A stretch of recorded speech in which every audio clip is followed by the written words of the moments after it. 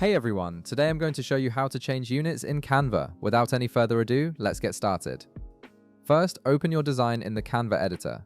Once your design is loaded and ready to work with, direct your attention to the top left toolbar where you'll find various editing options. Look for the Resize button and click on it. This button is your gateway to adjusting dimensions and units for your design, giving you complete control over how your canvas is measured. After clicking Resize, a menu will appear with different sizing options. From this menu, select Custom Size.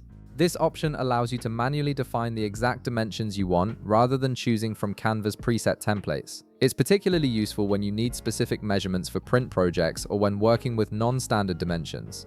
Now here's the important part. Next to the width and height fields, you'll notice a drop-down menu that currently displays PX, which stands for pixels.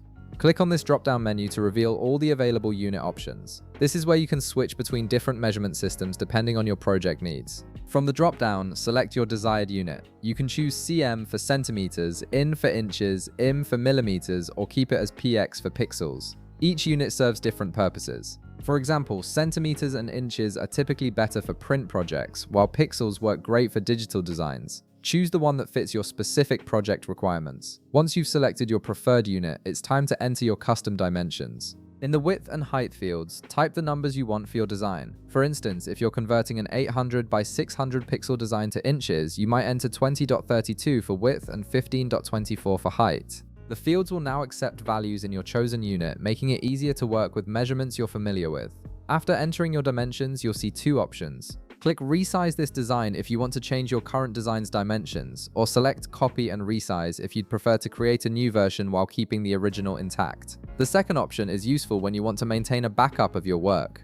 Now wait a moment while Canva processes your request. The platform will adjust your design according to the new unit and dimensions you specified. This usually takes just a few seconds, but give it time to complete the changes properly. Your design will now reflect the new measurements in your chosen unit.